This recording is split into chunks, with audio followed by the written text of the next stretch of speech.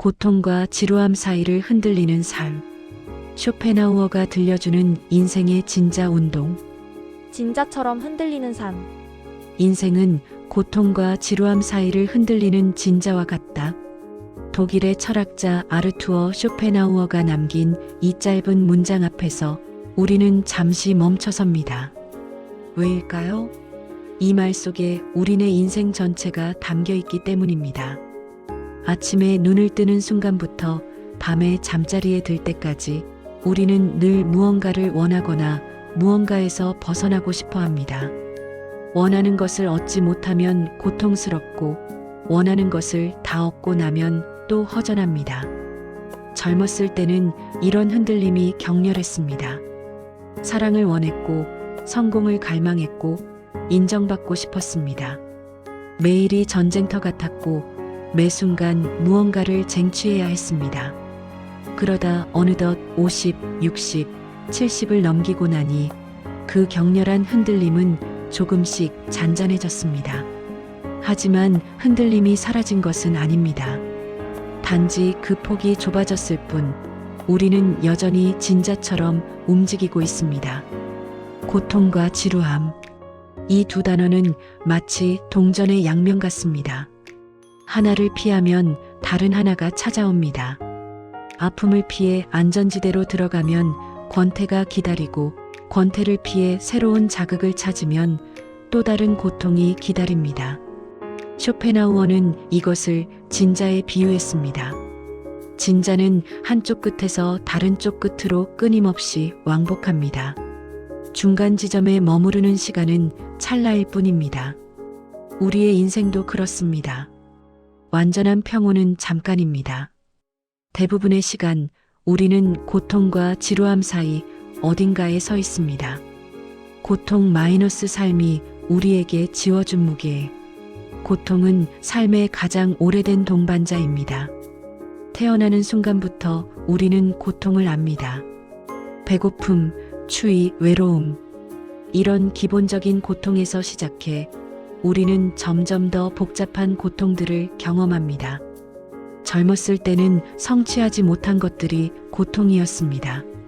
원하는 대학에 가지 못했을 때, 사랑하는 사람에게 거절당했을 때, 취업에 실패했을 때, 그 모든 순간이 칼로 베이는 듯한 아픔이었습니다. 하지만 그때는 앞으로라는 시간이 있었습니다.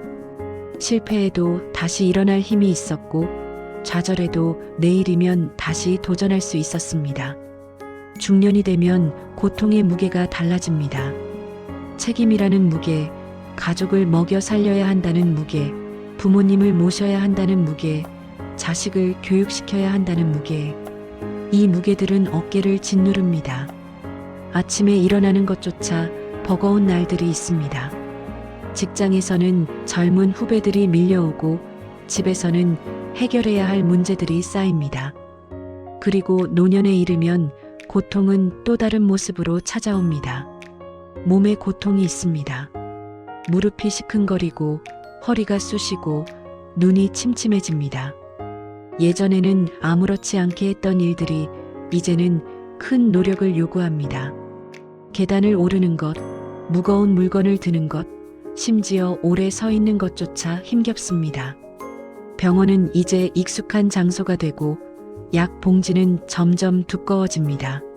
상실의 고통도 있습니다. 평생을 함께한 배우자가 먼저 떠나기도 하고 어릴 적부터 알던 친구들이 하나둘 세상을 떠나기도 합니다. 장례식장을 찾는 횟수가 늘어나고 빈소 앞에서 우리는 문득 깨닫습니다. 다음은 나일 수도 있겠구나. 경제적 고통도 있습니다.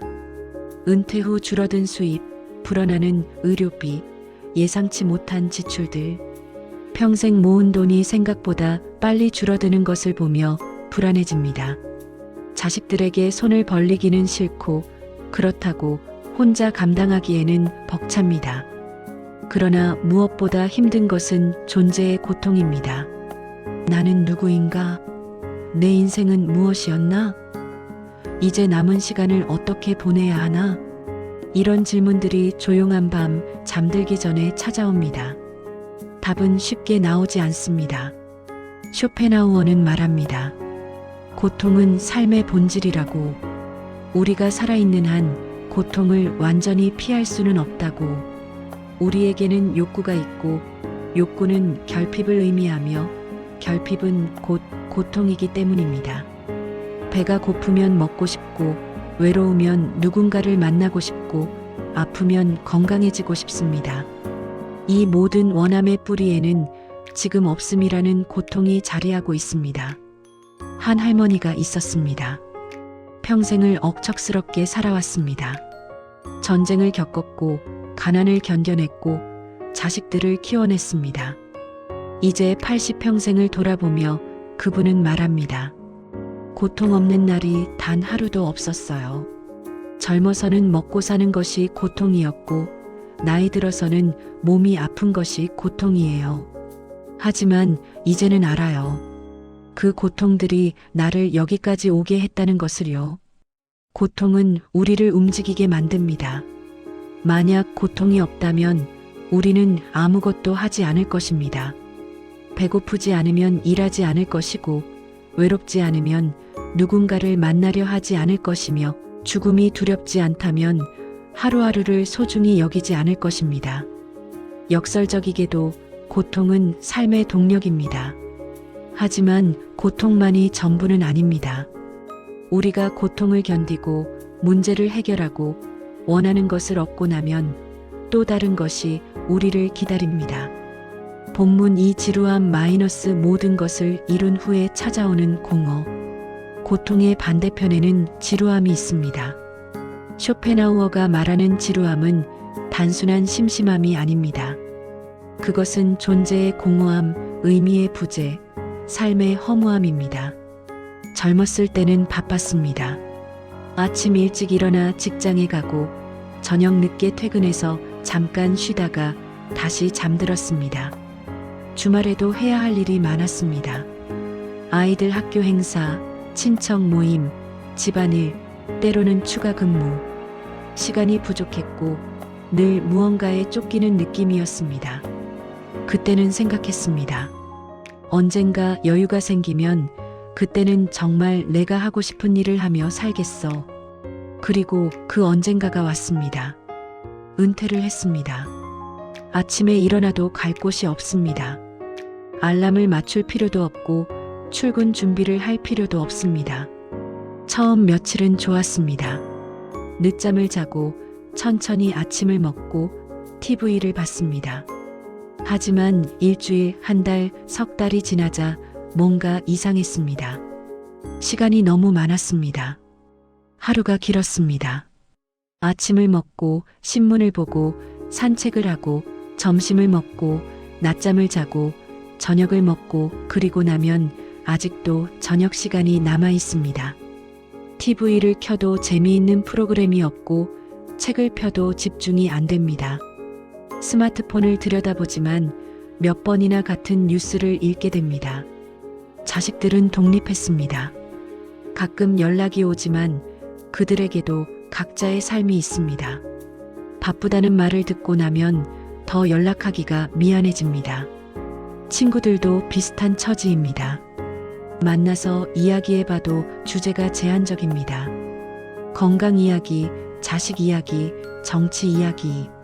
똑같은 말을 반복하다 보면 만남 자체가 의례적으로 느껴집니다. 이것이 바로 지루함입니다. 원하는 것을 이루었는데 기쁘지 않습니다. 평생 일했으니 쉴 자격이 있는데 휴식이 고통스럽습니다. 시간은 많은데 할 일이 없습니다.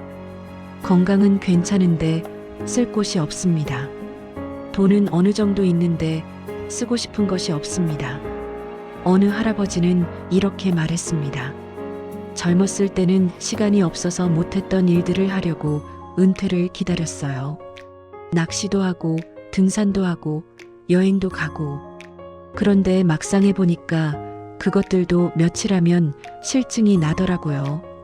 낚시를 가도 물고기가 잡히지 않으면 지루하고 등산을 해도 무릎이 아파서 몇 번 못 가고 여행을 가도 혼자 가면 외롭고 누구랑 가자니 다들 바쁘고 결국 집에만 있게 되는데 집에 있으면 또 답답해요.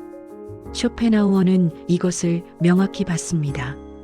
인간은 욕구의 충족을 위해 분투하다가 막상 욕구가 충족되면 공허함을 느낀다고, 배고픔이라는 고통에서 벗어나 배부르면 이제는 할 일이 없다는 권태가 찾아온다고, 가난에서 벗어나 부유해지면 이제는 돈의 의미가 무엇인지 모르겠다는 허무가 찾아온다고. 삶은 흔들림이다. 한쪽 끝에 고통에서 벗어나면 다른 쪽 끝에 지루함이 기다립니다. 지루함은 고통보다 더 견디기 힘들 수도 있습니다. 고통은 적어도 명확합니다. 아프면 치료하면 되고, 배고프면 먹으면 되고, 외로우면 누군가를 만나면 됩니다. 하지만 지루함은 모호합니다.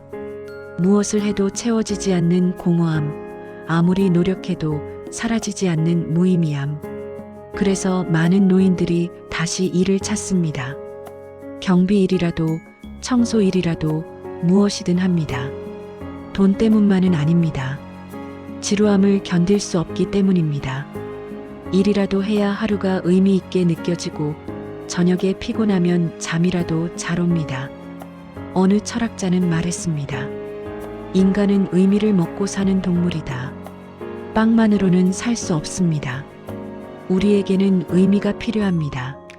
내가 왜 오늘을 사는지, 내 존재가 왜 중요한지, 내일을 위해 무엇을 해야 하는지, 이런 질문에 대한 답이 없으면 우리는 지루함이라는 수렁에 빠집니다. 본문 3 진자처럼 흔들리는 삶 마이너스 불안과 평온 사이의 오르내림. 진자를 떠올려 봅시다. 왼쪽 끝에서 오른쪽 끝으로, 오른쪽 끝에서 왼쪽 끝으로 끊임없이 왕복하며 움직입니다. 가장 낮은 중간 지점을 지날 때만 잠깐 평온해 보이지만 그것도 순간입니다. 곧 다시 한쪽으로 치우칩니다. 우리의 삶이 그렇습니다. 아침에 일어나 몸이 괜찮으면 안도하지만 금방 오늘은 뭘 하지? 라는 공허함이 찾아옵니다. 자식에게서 전화가 오면 기쁘지만 전화를 끊고 나면 나는 이제 필요 없는 사람인가? 라는 외로움이 밀려옵니다. 친구를 만나면 즐겁지만 헤어지고 혼자 집에 돌아오면 정막이 무겁습니다. 젊었을 때는 이 흔들림이 격렬했습니다. 사랑에 빠지면 하늘을 나는 것 같았고, 실연하면 세상이 무너지는 것 같았습니다. 시험에 합격하면 환희에 젖었고, 불합격하면 절망에 빠졌습니다. 승진하면 자신감이 넘쳤고, 좌절하면 무능함에 괴로워했습니다. 중년이 되면 흔들림의 폭이 조금 줄어듭니다. 이미 많은 것을 경험했기 때문입니다. 기쁨도 영원하지 않고 슬픔도 지나간다는 것을 압니다. 그래서 너무 흥분하지도 않고 너무 낙담하지도 않습니다. 하지만 흔들림은 여전합니다. 회사에서의 스트레스, 가정에서의 갈등, 건강에 대한 염려. 이 모든 것들이 우리를 고통 쪽으로 밀어붙입니다. 그리고 주말이 되어 잠깐 쉬면 또 지루함이 찾아옵니다. 노년이 되면 어떨까요? 흔들림이 사라질까요? 아닙니다.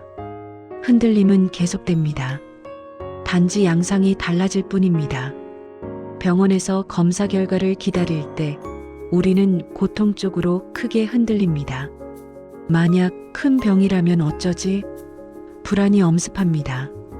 그런데 결과가 괜찮다고 나오면 안도하지만 곧 그래봤자 언젠가는 아프겠지라는 허무함이 찾아옵니다. 자식들이 찾아오면 기쁩니다. 손주들이 뛰어노는 것을 보면 행복합니다. 하지만 그들이 떠나고 나면 집이 너무 조용합니다. 방금 전까지 시끌벅적했던 그 소리들이 이제는 없습니다. 그 대비 속에서 외로움이 더 크게 느껴집니다. 인생은 진자와 같다. 쇼펜하우어의 이 비유는 정확합니다. 우리는 한 곳에 머무를 수 없습니다. 고통에 머무르면 견딜 수 없고 평온에 머무르면 지루해집니다. 그래서 우리는 계속 움직입니다. 고통을 피하려고 애쓰다가 그것이 해결되면 또 다른 문제를 찾아냅니다. 혹은 새로운 욕구를 만들어냅니다. 어느 노인은 이렇게 말했습니다.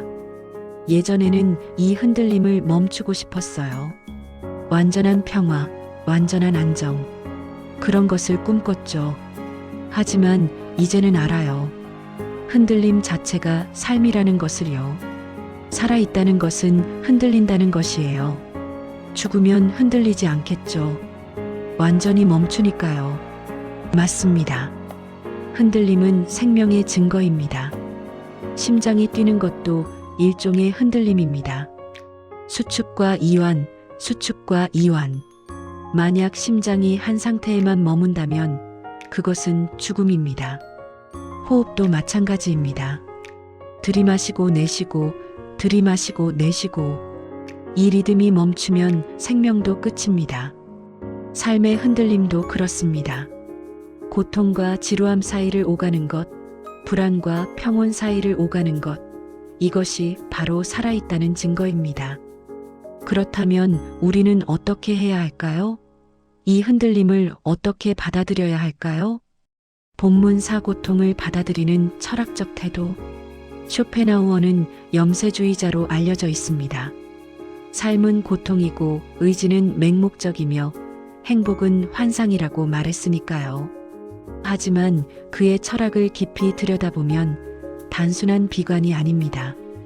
오히려 현실을 직시하는 용기이고 진실을 받아들이는 지혜입니다. 그는 말합니다. 고통을 피할 수 없다면 고통을 이해하라고. 첫째, 고통은 개인적인 불운이 아니라 삶의 보편적 조건입니다. 내가 특별히 불행한 것이 아닙니다. 내가 잘못해서 고통받는 것이 아닙니다. 모든 사람이 고통받습니다. 부자도 가난한 사람도 건강한 사람도 아픈 사람도 젊은이도 노인도 고통의 형태는 다를 수 있지만 고통 자체는 누구도 피할 수 없습니다. 이것을 이해하면 조금 마음이 편해집니다. 왜 하필 나한테? 라고 묻는 대신 이것도 삶의 일부구나 라고 받아들이게 됩니다. 원망이 줄어들고 수용이 늘어납니다. 둘째, 고통은 우리를 성장시킵니다. 평탄한 길만 걸으면 다리가 약해집니다. 무거운 것을 들어야 근육이 생깁니다. 마찬가지로 고통을 겪어야 내면이 강해집니다. 상실을 경험해야 소중함을 알고 실패를 겪어야 겸손을 배우고 외로움을 느껴야 타인의 외로움을 이해합니다. 80평생을 돌아보면 가장 힘들었던 시절이 가장 많이 배운 시절이었습니다. 전쟁을 겪으며 생명의 소중함을 알았고 가난을 견디며 검소함을 배웠고 질병을 앓으며 건강의 가치를 깨달았습니다. 당시에는 원망스러웠지만 지금 돌아보면 그 모든 고통이 나를 만들었습니다. 셋째, 고통은 의미를 만듭니다.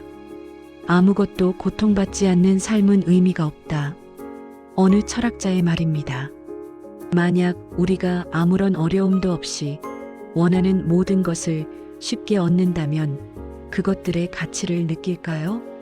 노력 없이 얻은 것은 소중하지 않습니다. 손주가 태어났을 때 그 기쁨은 엄청났습니다. 왜일까요? 그 전에 자식을 키우며 겪은 모든 고생이 있었기 때문입니다. 밤새 아픈 아이를 간호했던 기억, 학비를 마련하려 고생했던 기억, 사춘기 때 갈등했던 기억, 그 모든 고통이 있었기에 이제 그 자식이 부모가 되어 아이를 품에 안았을 때의 기쁨이 더 컸습니다. 넷째, 고통 속에서도 선택의 여지는 있습니다. 우리는 고통을 선택할 수 없습니다.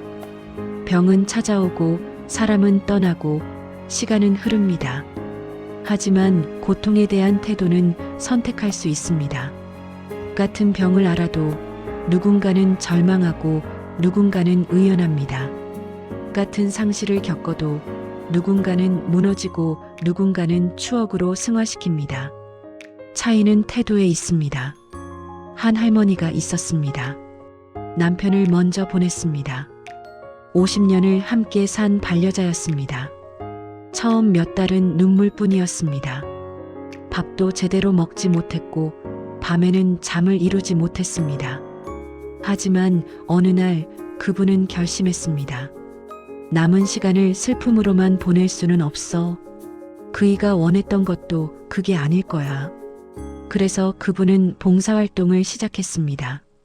독거노인들을 찾아가 도시락을 나눠주고 이야기를 들어주었습니다. 자신도 외롭고 힘들었지만 더 힘든 사람들을 돕는 일이 오히려 자신을 치유했습니다. 고통을 잊을 수는 없어요. 하지만 고통 속에서도 무언가를 할 수는 있어요. 이것이 쇼펜하우어가 말하는 지혜입니다. 고통을 부정하지 말고 도망치지 말고 있는 그대로 받아들이되 그 속에서 의미를 찾으라고. 고통을 통해 성장하고 고통을 통해 타인을 이해하고 고통을 통해 삶의 진실에 다가가라고. 본문 5 지루함 속에서 의미를 발견하는 방법. 고통보다 더 어려운 것이 지루함입니다. 고통은 적어도 우리를 움직이게 만듭니다. 문제를 해결하려는 의지가 생깁니다. 하지만 지루함은 우리를 마비시킵니다. 아무것도 하고 싶지 않고 모든 것이 의미 없어 보입니다. 그렇다면 어떻게 해야 할까요? 첫째, 지루함을 인정하는 것입니다. 많은 사람들이 지루함을 부끄러워합니다.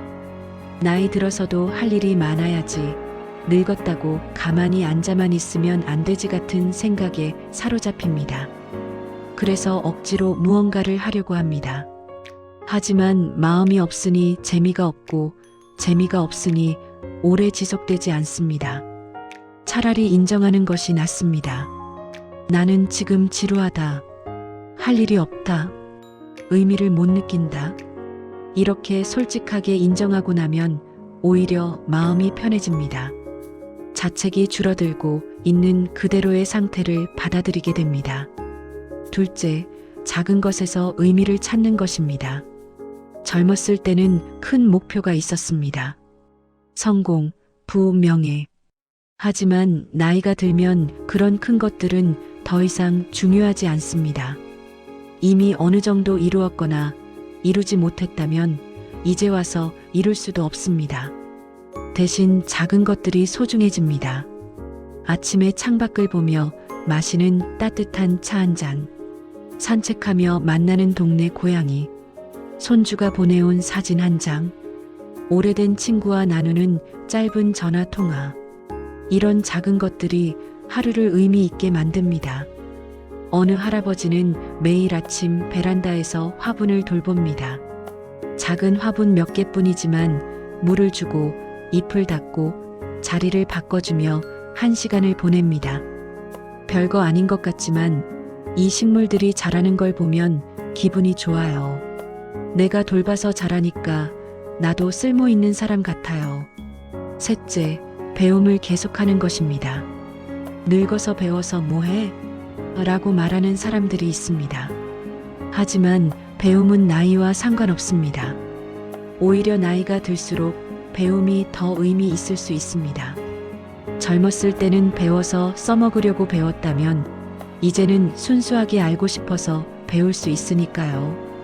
어떤 할머니는 70이 넘어서 스마트폰 사용법을 배웠습니다. 처음에는 어려웠습니다. 손가락도 잘 안 움직이고 메뉴도 복잡했습니다. 하지만 천천히 배워나갔습니다.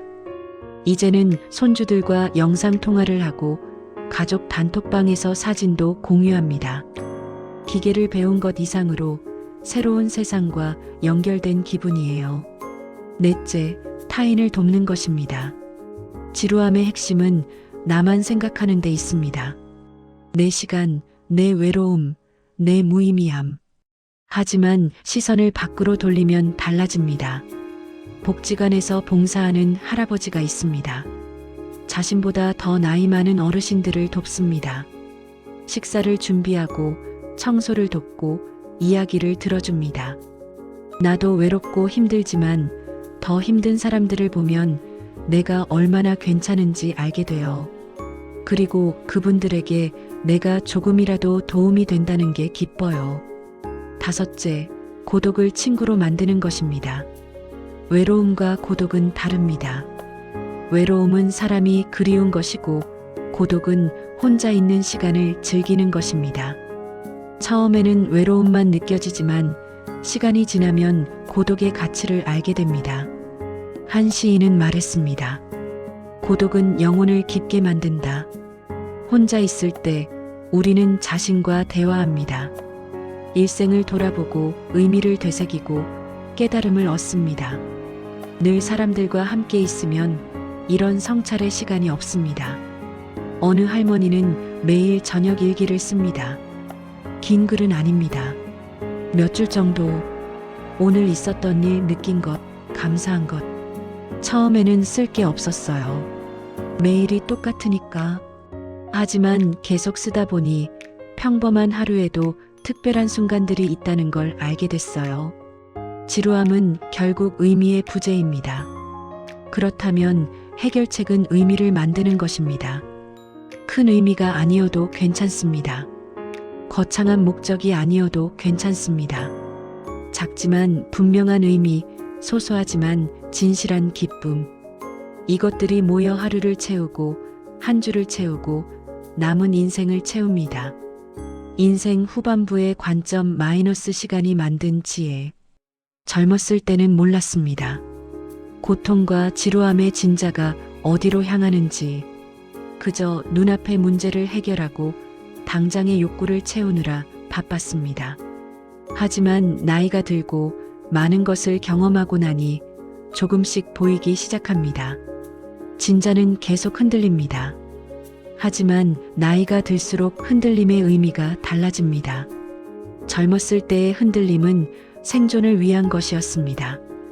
먹고 살기 위해, 인정받기 위해, 성공하기 위해, 고통을 피하고 쾌락을 추구하는 것이 본능이었습니다.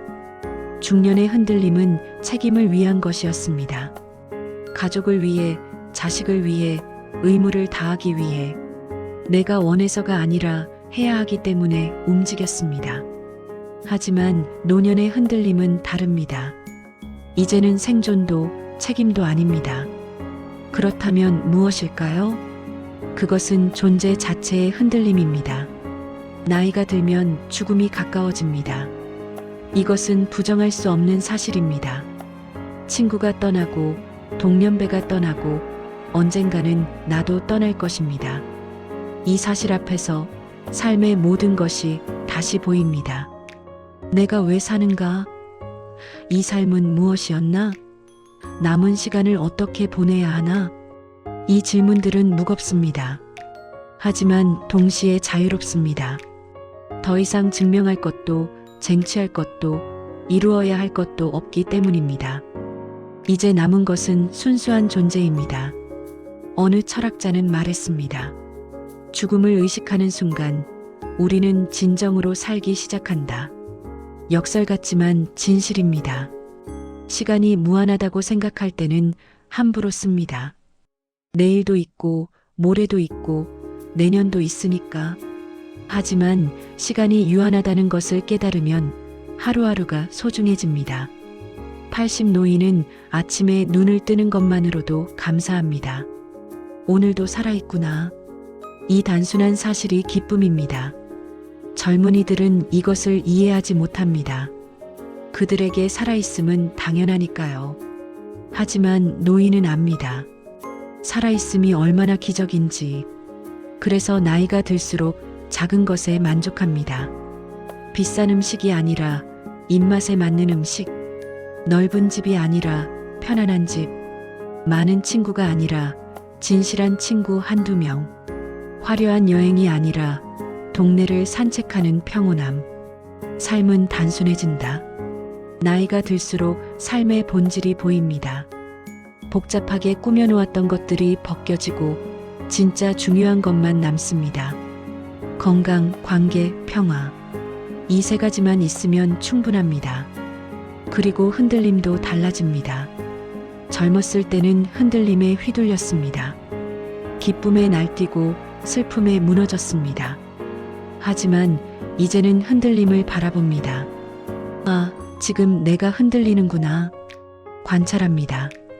흔들림 속에 빠지는 대신 흔들림을 지켜봅니다. 이것을 불교에서는 관조라고 합니다. 자신의 감정과 생각을 한 발짝 떨어져서 바라보는 것. 쇼펜하우어도 비슷한 말을 했습니다. 삶의 고통에서 벗어나는 방법은 의지의 부정, 즉 욕망에서 한 발짝 물러서는 것이라고. 한 할아버지의 이야기입니다. 예전에는 화가 나면 바로 폭발했어요. 누가 나를 무시하면 참지 못했고 뭔가 마음에 안 들면 소리쳤죠. 하지만 이제는 달라요. 화가 나는 것은 느껴지지만 그 화가 나를 지배하게 두지 않아요. 아, 지금 화가 나는구나 하고 한 번 더 생각해요. 그러면 화가 조금 가라앉아요. 완전히 없어지지는 않지만 다루기 쉬워져요. 이것이 나이가 만든 지혜입니다. 우리는 고통을 완전히 없앨 수 없습니다. 지루함도 완전히 피할 수 없습니다. 진자는 계속 흔들립니다. 하지만 흔들림과의 관계는 바꿀 수 있습니다. 흔들림에 끌려다니는 대신 흔들림을 이해하고 받아들이고 때로는 즐기기까지 합니다. 인생은 고통과 지루함 사이의 진자다. 이 말이 이제는 비관으로 들리지 않습니다. 오히려 진실의 표현으로 들립니다. 그리고 이 진실을 받아들였을 때 우리는 비로소 자유로워집니다. 결론, 흔들림 속에서 배우는 평온. 평생을 살아오며 우리는 수없이 많은 진자 운동을 경험했습니다. 고통 쪽으로 흔들렸다가 지루함 쪽으로 흔들렸다가 때로는 격렬하게, 때로는 잔잔하게. 하지만 멈춘 적은 없었습니다. 이제 우리는 압니다. 흔들림은 삶의 본질이라는 것을. 그것을 멈추려고 애쓰는 것은 마치 파도를 멈추려는 것과 같다는 것을.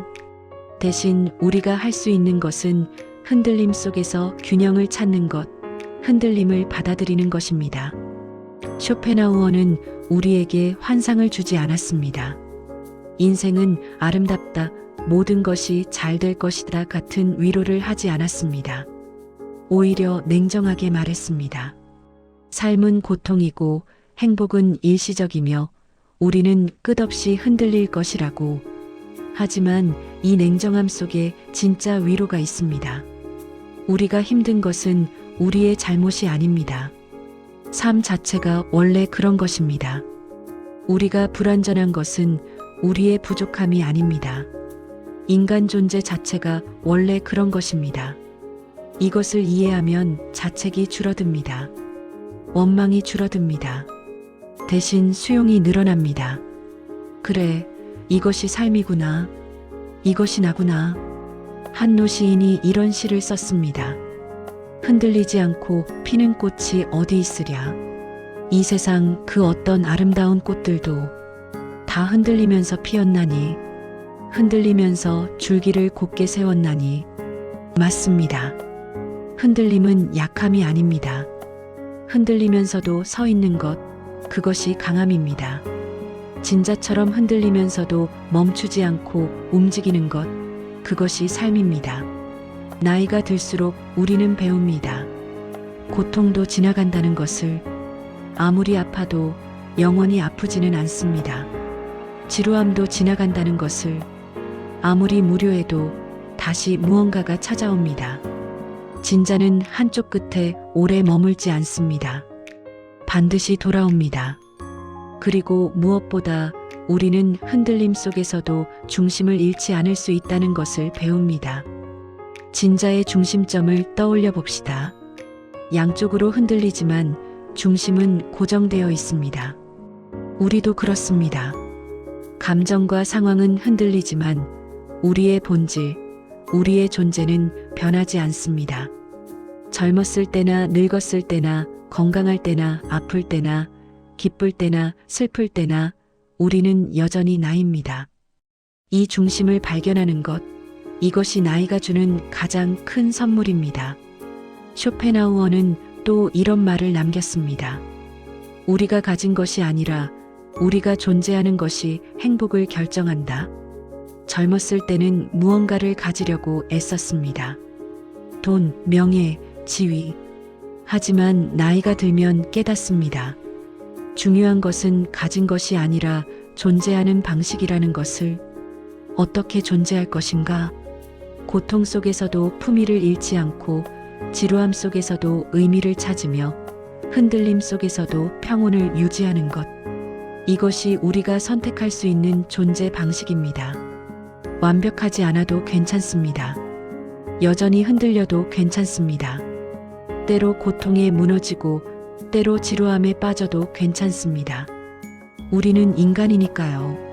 다만 그때마다 다시 일어설 수 있다는 것, 다시 중심을 찾을 수 있다는 것을 기억하면 됩니다. 고통도 지루함도 결국은 삶을 이해하게 만드는 큰 스승이었습니다. 고통이 없었다면 연민을 배우지 못했을 것이고, 지루함이 없었다면 성찰을 배우지 못했을 것입니다. 흔들림이 없었다면 균형의 가치를 알지 못했을 것입니다. 이제 저녁 노을을 바라보듯 우리는 삶을 바라봅니다. 노을은 아름답지만 곧 어둠이 옵니다. 그것이 슬픈 것이 아니라 자연스러운 순환입니다.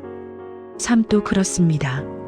기쁨도 슬픔도 고통도 지루함도 모두 순환합니다. 그리고 그 순환 속에서 우리는 조금씩 성숙해집니다. 나이 들수록 삶은 조용해집니다. 시끄러운 욕망들이 가라앉고 격렬한 감정들이 잔잔해집니다. 하지만 그 고요 속에서 더 선명한 것들이 보입니다. 진짜 중요한 것들, 진짜 아름다운 것들. 한 할머니가 창가에 앉아 있습니다. 밖에는 비가 내립니다. 젊었을 때는 비 오는 날이 우울했습니다. 할 일이 제한되고 날씨가 기분을 좌우했습니다. 하지만 이제는 비 오는 날도 좋습니다. 빗소리를 들으며 차를 마시고 창밖을 바라보며 생각에 잠깁니다. 고요합니다. 평온합니다. 이것이 인생 후반부의 선물입니다. 고요 속의 평온, 흔들림 속의 중심, 변화 속의 불변. 쇼펜하우어의 진자는 여전히 흔들립니다. 하지만 우리는 이제 압니다. 흔들림 자체가 문제가 아니라 흔들림에 대한 우리의 태도가 중요하다는 것을. 진자를 멈추려고 애쓰는 대신 진자와 함께 움직이는 법을 배우는 것. 그것이 지혜입니다. 고통이 찾아오면 받아들입니다. 아, 이것도 삶이구나. 지루함이 찾아오면 그 속에서 의미를 찾습니다. 이 고요 속에서 무엇을 배울 수 있을까? 우리는 완성된 존재가 아닙니다. 여전히 배우고 있고, 여전히 성장하고 있고, 여전히 흔들리고 있습니다. 그것이 살아있다는 증거입니다. 마지막으로 쇼펜하우어의 또 다른 말을 떠올립니다. 삶의 지혜는 중요한 것과 중요하지 않은 것을 구별하는 데 있다. 나이가 들수록 이 구별이 명확해집니다. 중요한 것은 많지 않습니다. 사랑하는 사람들, 의미 있는 순간들, 진실한 감정들, 이것들만 있으면 충분합니다. 흔들림은 계속될 것입니다. 생명이 있는 한 진자는 멈추지 않을 것입니다. 하지만 우리는 이제 압니다. 흔들림 속에서도 평온을 선택할 수 있다는 것을, 고통 속에서도 의미를 찾을 수 있다는 것을, 지루함 속에서도 깊이를 발견할 수 있다는 것을, 그리고 언젠가 진자가 멈추는 날이 올 것입니다. 그날이 두렵지 않습니다. 우리는 충분히 흔들렸고, 충분히 살았고, 충분히 배웠습니다. 고통도 지루함도 기쁨도 슬픔도 모든 것이 우리의 스승이었습니다. 그리고 그 모든 흔들림 속에서 우리는 결국 한 가지를 배웁니다. 삶은 아름답다는 것을. 완벽하지 않기에, 예측할 수 없기에, 흔들리기에 아름답다는 것을. 진자처럼 흔들리는 우리의 삶. 이제 그것을 두려워하지 않고 원망하지 않고 있는 그대로 받아들입니다. 그리고 조용히 말합니다. 고맙습니다. 이 흔들림에게 나를 살아있게 해주어서. 고통과 지루함 사이를 흔들리며 걸어온 우리의 삶이 결국은 지혜와 평온으로 이어지는 여정이었음을 깨닫는 순간 우리는 비로소 진정한 휴식을 얻습니다. 흔들림은 끝나지 않지만 흔들림 속에서도 우리는 평온할 수 있습니다. 그것이 쇼펜하우어가 그리고 삶이 우리에게 가르쳐 준 가장 큰 진리입니다.